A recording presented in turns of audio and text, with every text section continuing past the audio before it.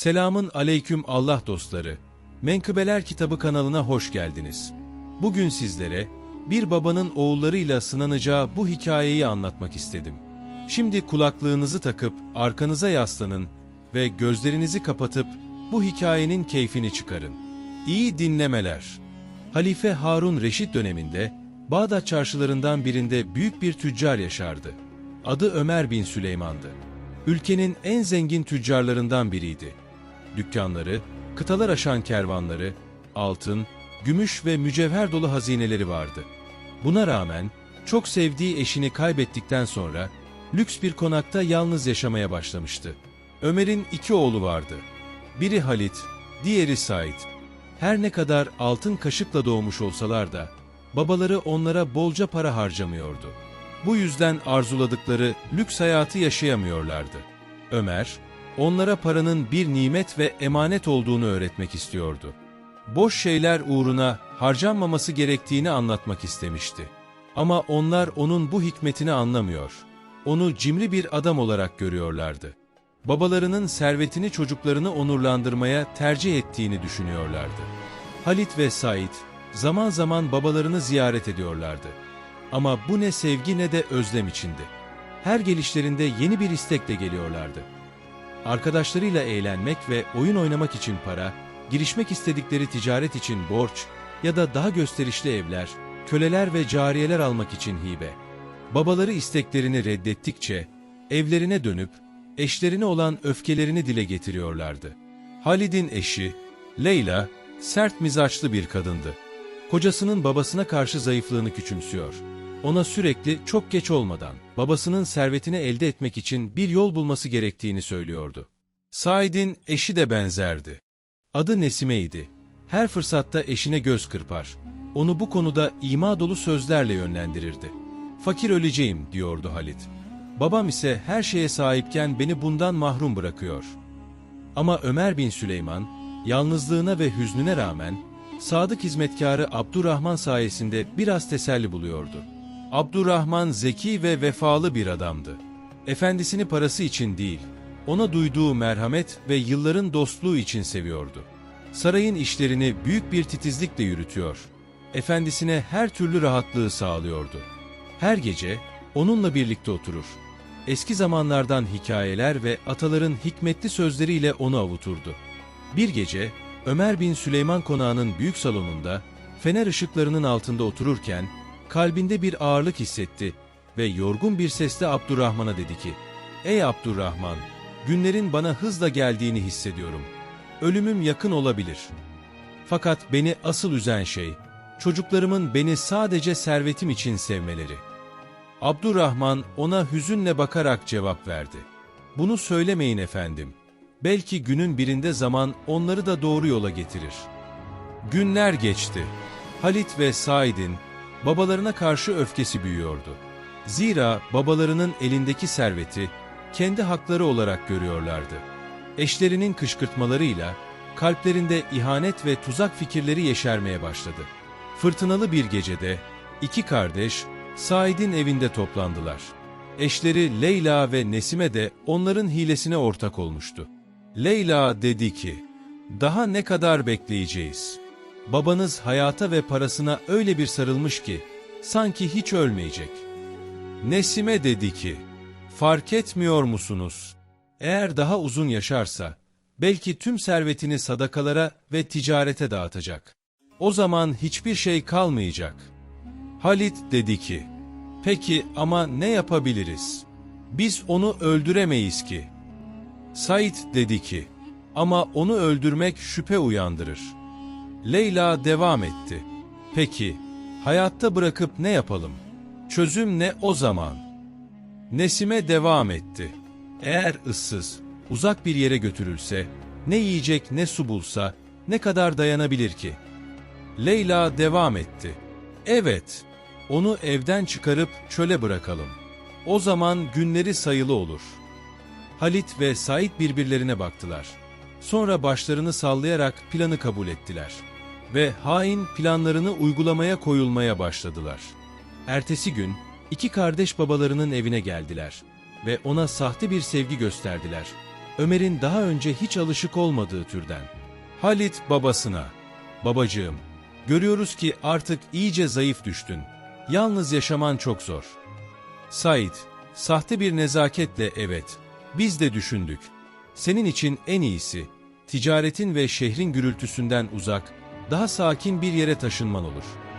Ömer bin Süleyman, onlara şüphe dolu gözlerle bakarak sakin bir sesle sordu. "Peki, beni nereye götürmek istiyorsunuz?" Halit, ikna etmeye çalışarak, "Hayır, hep birlikte gideriz. Yakındaki çiftliklere küçük bir yolculuk yaparız. Biraz kafa dinlersin." Ömer bin Süleyman, "Pekala, göreceğiz," dedi. Ve birlikte dışarı çıktılar. Kardeşler planlarının kusursuz işlediğini sanıyordu. Fakat hesaba katmadıkları bir şey vardı. Sadık hizmetkar Abdurrahman kapının arkasındaydı ve her şeyi duymuştu. O gece Abdurrahman'ın gözüne uyku girmedi. Nankör evlatların bu hain planlarını düşündü durdu.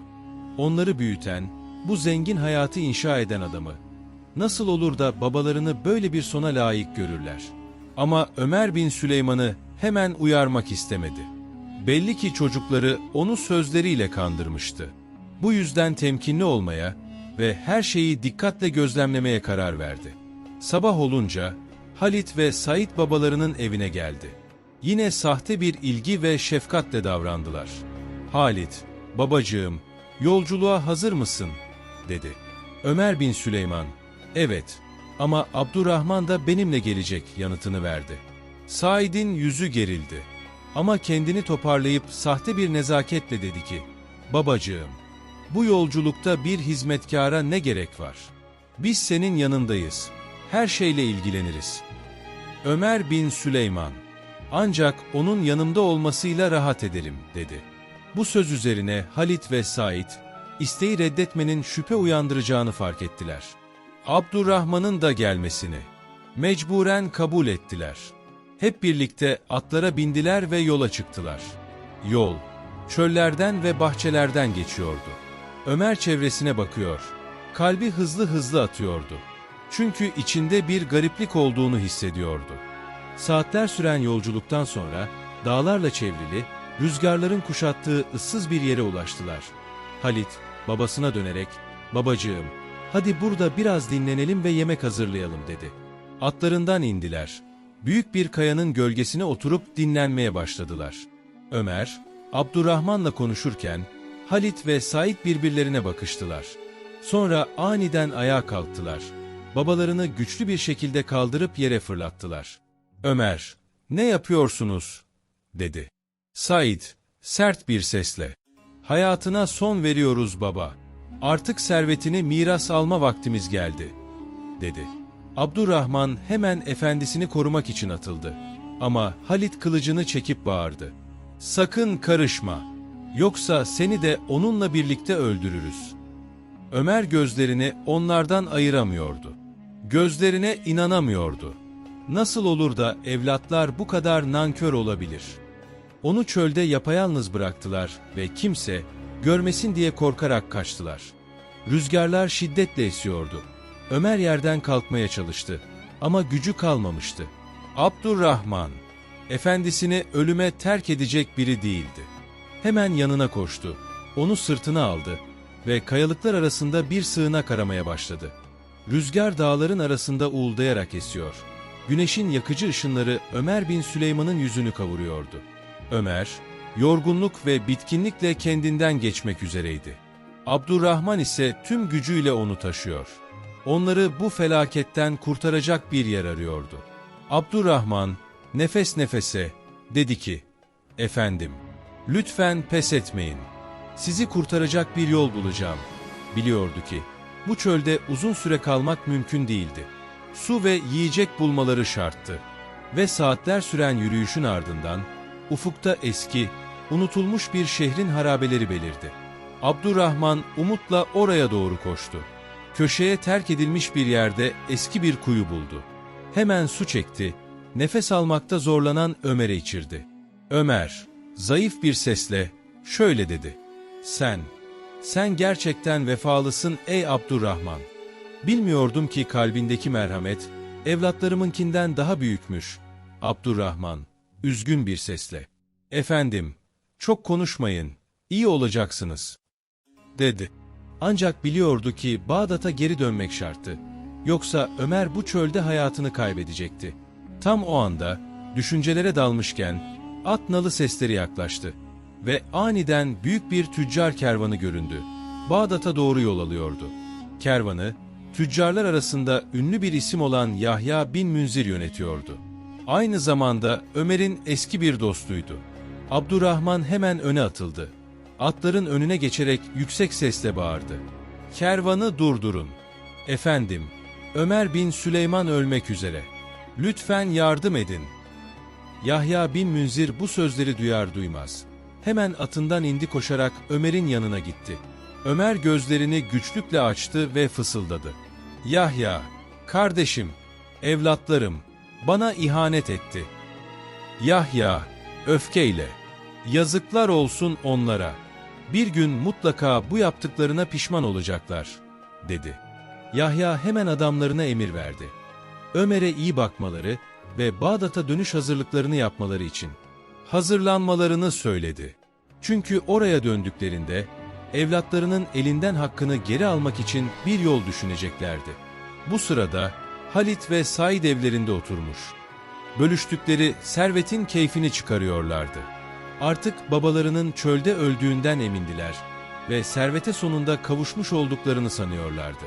Halit, alayla, "İşte bu, çocuklarına malını çok görenin cezası," dedi. Said, "Artık kimse gücümüzün önünde duramaz," diyerek karşılık verdi. O gece gökyüzü parıldayan yıldızlarla süslenmişti. Çölün sakinliği kervanı sarmıştı. Bağdat'a doğru ilerliyorlardı. Ön safta Yahya bin Münzir, atını bilgece sürerken, yanında yarı baygın halde Ömer bin Süleyman Rahvan deve üzerinde oturuyordu. Ömer'in yanında Abdurrahman da vardı. Kalbi, hüzün, öfke ve minnet arasında çalkalanıyordu. Kervan, Yahya'nın konağına ulaştığında, hizmetçiler hemen harekete geçti. Odaları hazırlamak, yemek yapmak ve Ömer'in iyileşmesi için tıbbi otlar getirmekle meşgul oldular. Konağın içi genişti. Ortasında tatlı sesler çıkaran bir çeşme, duvarlarında ise zarif Arap işlemeleri vardı. Biraz dinlenip, bir şeyler yiyip güç topladıktan sonra Ömer salonda oturdu. Yanında Yahya ve Abdurrahman vardı. Ama yüzündeki sükunet, gönlündeki derin acıyı gizleyemiyordu. Yahya ona dikkatle baktı ve sordu. "Anlat bana dostum, bu ihanet nasıl oldu? İki oğlun böyle bir şeyi nasıl yapabildi?" Ömer derin bir iç çekti. Başını eğdi ve dedi ki, "Ey Yahya, ben onları ilim ve gayret sevgisiyle büyüttüm. Ama kadınlarının hırsı ve kötü çevreleri kalplerini bozdu. Beni sadece paraya ihtiyaçları olduğunda görürlerdi. Beni cimri bulurlar, servetimin onların hakkı olduğunu düşünürlerdi." Abdurrahman araya girdi. "Ama sadece bu da değil. Sizi öldürmeye kalkıştılar." Ömer'in gözleri yaşla doldu. "Evet, vallahi doğru. Ne büyük bir suç işlediler. Sözde beni dinlenmem için yakınlardaki çiftliklere götüreceklerdi. Ben de iyi niyetle inandım. Ama beni çölün derinliklerine götürdüler ve yiyeceksiz, susuz bırakıp terk ettiler." Yahya, öfkeyle, "Yazıklar olsun onlara. Babalarını birkaç kuruş için sattılar. Ne biçim kalpler bunlar? Peki sonra ne yaptılar?" diye sordu.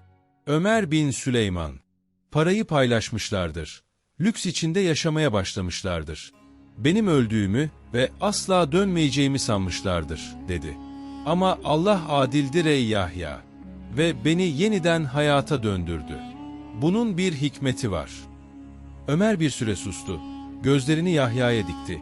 Sanki içini kemiren bir sorunun cevabını onun gözlerinde arıyordu. Sonra kararlı bir sesle dedi ki, "Ey Yahya, kendi intikamımı almak istemiyorum. Çünkü mazlumun intikamını Allah alır. Ama şunu bilmek istiyorum. Acaba onların kalplerinde zerre kadar insanlık kaldı mı? Yaptıklarının ne kadar büyük bir günah olduğunu fark ettiler mi?" Yahya, "İşte bunu öğreneceğiz dostum. Ve zaman gösterecek, zulmün sahibine neler ettiğini, dedi.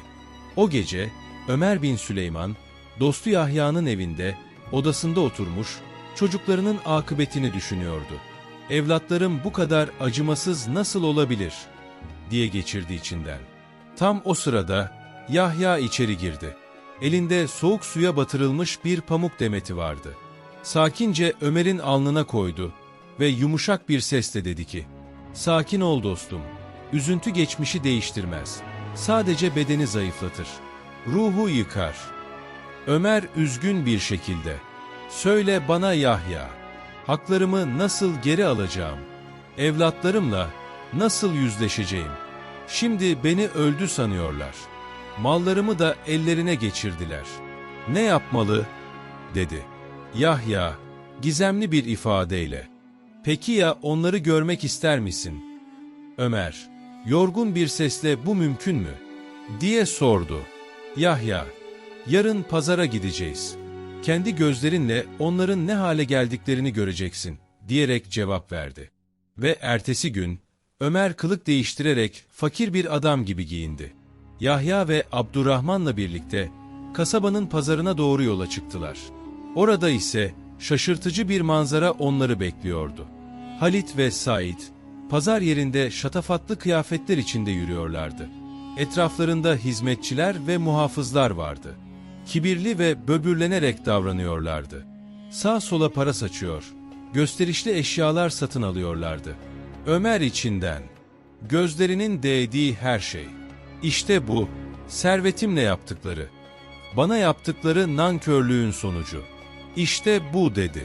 Onlara bakarken, kulak misafiri olduğu bir konuşma dikkatini çekti. Bir tüccar, diğerine, "Hiç duymadın mı halk ne diyor?" Diğeri, "Ne diyorlar?" İlki, Halit ve Said'in geceleri, paraları kumarda harcadıklarını söylüyorlar. Ve servetin büyük bir kısmını kaybetmişler bile, dedi. Diğeri, şaşkınlıkla, "Bu gerçekten doğru mu?" İlk tüccar devam etti. "Allah şahidimdir ki, gerçek bu. Ve bir gün gelecek, her şeylerini kaybedecekler." Bu sözleri duyan Ömer'in kalbi acıyla doldu. Ama aynı zamanda anladı ki, ilahi adalet işlemeye başlamıştı. Yahya, gülümseyerek, "Gördün mü ey Ömer? Kendi elleriyle yok ediyorlar kendilerini. Senin bir şey yapmana bile gerek kalmayacak. Sadece bekle. Zamanla nasıl düşeceklerini göreceksin." Ömer, "Ama ben yine de hakkımı geri almak istiyorum," dedi. Yahya, "Ve alacaksın da. Ama zamanı geldiğinde. Çünkü kaderin son sözü her şeyden güçlüdür," dedi. Günler geçti. Halit ve Said hala babalarının servetinin keyfini çıkarıyorlardı. Savurganca para harcıyor. Geceleri kumar masalarında vakit geçiriyorlardı. Sanıyorlardı ki şans hep yanlarında olacak. Ama kaderin söyleyecek sözü vardı. Yağmurlu bir geceydi. Birden yüzü endişeyle dolu bir hizmetkar içeri girdi. Titrek bir sesle, "Efendilerim, Tüccar İsa sizi hemen görmek istiyor." Halit, şaşkınlıkla, "İsa mı?" dedi. "Bu saatte bizden ne ister?" Hizmetkar, "Bilmiyorum efendim," diyerek cevap verdi. "Ama görünüşe göre çok öfkeli." Halit ve Said birbirlerine baktılar. Sonra İsa'nın içeri alınmasını emrettiler. İsa içeri girer girmez, asasıyla sertçe yere vurdu ve sert bir sesle haykırdı. "Ne zamana kadar beni kandıracak, borçlarınızı öteleyip duracaksınız?" Said, yatıştırmaya çalışarak, "Sakin ol İsa," dedi. "Sana verdiğimiz sözü unutmadık. Yakında paranı ödeyeceğiz." İsa alaycı bir sesle, "Yakında mı?" diyerek devam etti. "Her seferinde aynı şeyi söylüyorsunuz. Söyleyin bakalım, parayı nasıl ödeyeceksiniz? Parayı sanki akan su gibi harcıyorsunuz." Halit öfkeyle, "Bizimle bu şekilde konuşma İsa," dedi. "Biz, Ömer bin Süleyman'ın oğullarıyız. Ne yaptığımızı iyi biliriz." İsa, babanız gerçek bir tüccardı," diyerek devam etti. "Ama siz, Onun adını anmaya bile layık değilsiniz. İyi dinleyin. 3 gün süreniz var. Borçlarınızı ödeyin, dedi. Said gergin bir ifadeyle, peki ya, ödemezsek, diyerek üsteledi. İsa, o zaman tüm mallarınızı satmak zorunda kalırsınız. Ve o da yetmezse, bizzat Halife Harun Reşid'e başvururum. 3 gün çabucak geçti. Halit ve Said, ne yaparlarsa yapsınlar, durumu kurtaramadılar. Paraları bitti, borçlar birikti ve diğer tüccarlar da alacaklarını istemeye başladı. Bir akşam, hizmetkar telaşla içeri girdi. Efendim Halit, efendim Said, tüccar İsa yine geldi. Ama bu sefer yanında silahlı adamlar da var. Halit, yutkunarak sakin görünmeye çalıştı. İçeri alın. İsa içeri girdi. Yüzünden öfke okunuyordu. Kesin bir ses tonuyla dedi ki, artık sabrım tükendi. Önünüzde 2 seçenek var. Üçüncüsü yok. Ya borcunuzu ödersiniz, ya da hapse girersiniz. Said donup kaldı. Said, panikle, hayır, hayır bu olamaz. Bize bir şans daha ver, dedi. İsa, sert bir tonla, size 10 adamınkinden fazla şans verdim. Ama siz hepsini boşa harcadınız. İsa adamlarına işaret etti. Onlar da ilerlediler ve kardeşleri tuttular. Bir anda kollarına zincirler vuruldu ve Bağdat zindanına götürüldüler. Kardeşler Bağdat sokaklarında zincirli şekilde yürütülürken halk aralarında fısıldaşıyor, onların acı sonunu konuşuyordu. Zindanda 2 kardeş duvar dibinde oturmuş, başlarına gelenleri hala anlayamıyorlardı. Birden hücrenin kapısı açıldı. İçeri bir adam girdi. Sessiz ama güçlü bir sesle konuştu. Tanımıyor musunuz beni? Halit ve Said başlarını kaldırdılar. Gözleri şokla büyüdü. Bu ses tanıdıktı. İmkansız. Said, baba, dedi. Evet. Karşılarında duran kişi Ömer bin Süleyman'dı. Her ne kadar hastalığın izleri yüzüne vurmuş olsa da, gözleri hala dimdikti. Güç ve bilgelikle doluydu. Ömer bin Süleyman, ben, sizin sandığınız gibi ölmedim. Kader bana yeniden bir nefes verdi, diyerek devam etti. Ve şimdi, yaptığınız ihanetinin bedelini ödeyeceksiniz. Kardeşler, Halit ve Said, zindanda öylece oturdular. Gözleri dehşet ve korkuyla açılmıştı. Karşılarında duran kişinin gerçekten babaları olduğunu kabullenemiyorlardı. Ömer'in bakışları, içinde binlerce kırılmış duyguyu, öfkeyi ve hayal kırıklığını saklıyordu. Halit, kekeleyen bir sesle konuşmaya başladı. Baba, sen, nasıl geri döndün? Ömer bin Süleyman ciddi bir ifadeyle cevap verdi. Asıl sormanız gereken soru bu değil. Neden bana bunu yaptınız? Neden babanıza ihanet ettiniz? Said başını öne eğdi, sustu. Halit ise kendini savunmaya çalıştı. Baba, biz zor durumdaydık. Eşlerimiz bizi sürekli para istemeye kışkırtıyordu. Ömer bin Süleyman, öfkeyle, peki size emek veren, geceleri uykusuz kalıp sizi büyüten bir babaya karşılık bu mu olmalıydı? Onu çöle götürüp ölüme terk etmek mi? Said, titreyerek ve kısık sesle, biz bunu yapmak istemedik. Ama açgözlülük bizi kör etti. Ömer, onlara tiksintiyle baktı. Evet, açgözlülük sizi kör etti. Ve şimdi kader, size acı bir ders veriyor. 2 kardeş, utanç ve pişmanlık içinde başlarını önlerine eğmişti.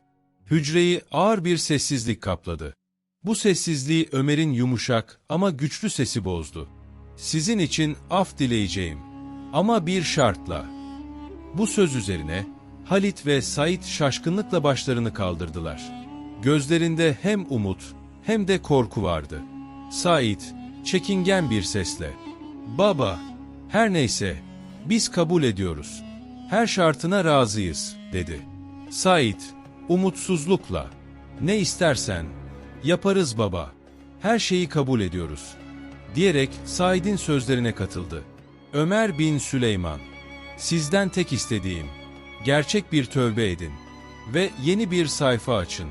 Zaten yaptıklarınızın bedelini yeterince çektiniz. Ben size son bir şans vereceğim, dedi. Halit, şaşkınlıkla, son bir şans mı, diyebildi. Ömer bin Süleyman, kendinden emin bir ifadeyle, evet, çünkü ben, zannettiğiniz kadar saf değildim. Evde, sizin asla bilmediğiniz gizli bir hazinem vardı. Ve bu hazine hala yerinde duruyor. Halit ve Said'in gözleri hayretle büyüdü. Said, neredeyse fısıltıyla, hazine mi, dedi. Ömer, sakin bir ifadeyle, evet, ve ben onu, sizin borçlarınızı ödemek ve size hayatınızı geri vermek için kullanacağım. Ama bu servette, açgözlülüğe ve ihanete yer yok. İki kardeş birbirine baktı. Gözlerinde pişmanlık, korku ve umut bir aradaydı. Ömer bin Süleyman, bu fırsat uzun sürecek. Kendinizi yeniden inşa edin. Yoksa bir daha şansınız olmayacak, dedi ve gitti. Ömer, evinde gizlediği hazineyi çıkarıp, Halit ve Said'in tüm borçlarını ödedi. Böylece zindandan salındılar ve baba ile birlikte eve döndüler. İki kardeşin yüzünde acı bir dersin izleri vardı. Ama aynı zamanda hayatın sunduğu ikinci bir şansın farkındalığı da. Büyük ev yeniden canlandı. Halit ve Said, eşleriyle birlikte evin ayrı bölümlerine yerleşti. Ömer bin Süleyman, yeni bir başlangıç, huzurlu ve ihanetten uzak bir hayat hayal ediyordu. Ama açgözlülükle kararmış kalpler asla azda yetinmez. Günler geçtikçe Halit ve Said'in eşleri yine zehrini fısıldamaya başladı. Halid'in eşi tatlı ama sinsi bir sesle, "Biliyor musun, sevgili kocacığım, baban hala büyük bir serveti gizliyor. Peki neden onun yönetmesine izin veriyorsun? Asıl hak sahibi sen değil misin?" dedi. Halit, "Ama o bizi hayata döndürdü ve sakladığı hazinenin bir kısmını verdi," diyerek cevap verdi. Karısı, alayla, "O sadece sana gösterdiği kadarıydı. Peki ya göstermediği kısmı? Sence böyle bir adam servetinin tamamını gerçekten verir mi?" Bu sırada, diğer tarafta, Said'in karısı da kulağına fısıldıyordu. "Said'in eşi, görmüyor musun?" dedi. "Baban hala parayı kontrol ediyor. Kaderimizi o belirliyor. Eğer kardeşin senden önce davranırsa, sen ve aileni bir hiç bekliyor. Sen ondan önce davranmalısın." Ama Ömer bin Süleyman zekiydi. Kalplerinde tekrar açgözlülüğün uyanmaya başladığını hissetmişti. Bu yüzden sadık hizmetkarı Abdurrahman'a, onları uzaktan gözetlemesini ve her hareketlerini bildirmesini emretti. Ve fazla zaman geçmeden Halit ve Said, her biri kendi başına, diğerinden habersiz şekilde hazineyi çalmak için gizlice planlar yapmaya başladı. Bir gece, karanlık bastığında, Halit gizlice para saklanan depoya girdi. Tam sandığı açmak üzereyken, birden arkasında birinin olduğunu fark etti. Said elinde bir kılıçla orada duruyordu. "Hazinenin tamamını alıp saklayacağını mı sandın?" Halit şaşkın bir halde, "Senin burada ne işin var?" "Ben büyük kardeşim. Bu para önce benim hakkım." Tartışma kızıştı ve bir anda şiddetli bir kavgaya dönüştü. Said öfkeyle kılıcını savurdu. Ama Halit darbeyi atlattı ve Said'i yere savurdu. Sonra kurnazlık ve öfke içinde Said'in yere düşen kılıcını aldı ve onun göğsüne sapladı. Said, gözleri korkuyla büyümüş şekilde göğsünü tutarak fısıldadı. "Halit, ben bunu istememiştim." Ama Halit ne yaptığını bile anlamadan geriye sendeledi ve arkasındaki cam eşyalarla dolu rafa çarptı. Raf devrildi ve bir cam parçası boynuna saplandı. İki kardeş, açgözlülüğün kurbanı olarak o karanlık odada kanlar içinde yere yığıldılar. Abdurrahman, hazine odasına ulaştığında iki kardeşin cansız bedenlerini yerde buldu. Toprak, kanla kaplıydı. Hemen Ömer bin Süleyman'ın yanına döndü ve olan biteni haber verdi. Ömer, gözlerini yavaşça kapattı ve hüzünle şöyle dedi: "Onları önceden uyarmıştım. Ama onları kadere bıraktım. Kader de onlara hak ettikleri cezayı verdi. Günler geçti. Ömer bin Süleyman, büyük konağındaki hayatına geri döndü. Ama artık yalnız değildi. Yanında her zaman sadık dostu Abdurrahman vardı. Ona yalnız gecelerinde yoldaş oldu. Ve bunu para için değil, onu gerçekten sevdiği ve ona evlatlarından daha sadık olduğu için yaptı. Halit ve Said'in eşleri ise, kocalarının ölümünden sonra evde kalacak yer bulamadılar. Evi terk edip uzaklara gittiler. Her şeyi geride bıraktılar. Ve ancak geç kalmış bir pişmanlıkla anladılar. Açgözlülük sadece yoksunluk getirir. Bir yıl sonra Ömer bin Süleyman tekrar ticaret hayatına döndü. Ama artık daha güçlü ve bilgeydi. Anladı ki paranın kıymetini ancak gerçekten layık olan bilir. Ticaretinde tekrar başarıya ulaştı ve adı Bağdat çarşılarında eskisi gibi saygıyla anılmaya başlandı. Artık oğullarını düşünmüyordu. Çünkü onları açgözlülük yutmuştu ve geriye sadece ibret alınacak birer hikaye kalmıştı. Bir gece, sakin ve sessiz bir akşamda, Ömer lambasının yanında otururken, Abdurrahman'ı yanına çağırdı ve minnet dolu bir sesle ona dedi: "Ey Abdurrahman! Hayat, evlatlarımın önünde açılmıştı. Ama onlar açgözlülüğü seçti ve hayat onlara kapılarını kapattı. Sen ise gerçek bir vefalı dost oldun. Beni evlatlarımdan daha çok sevdin." Abdurrahman, mahcup bir sesle, "Efendim, ben sadece üzerime düşeni yaptım. Çünkü sen, daha ben küçücükken, bana iyilik ettin, beni büyüttün, korudun." Ömer bin Süleyman, bilgelik ve kararlılıkla şöyle dedi: "Ey Abdurrahman, servet, açgözlü olana verilmez, hak edene verilir. Bu yüzden, sana servetimin büyük bir kısmını bıraktım. Sen artık benim hizmetkarım değilsin. Sen dürüst, sadık bir adamsın ve zengin olmayı hak ediyorsun." Bu sözleri duyan Abdurrahman'ın gözlerinden yaşlar süzüldü. Ömer'in önüne diz çökerek, elini öptü ve içtenlikle dedi ki: "Allah senden razı olsun efendim. Yemin ederim ki bu servet, sana olan sevgimi ve sadakatimi asla değiştirmeyecek." Böylece, Ömer bin Süleyman hayatının son yıllarını huzur, güven ve minnetle tamamladı. Ve artık emindi ki, açgözlülük ruhları bozar. Ama sadakat ve dürüstlük, dünyanın tüm hazinelerinden daha değerlidir.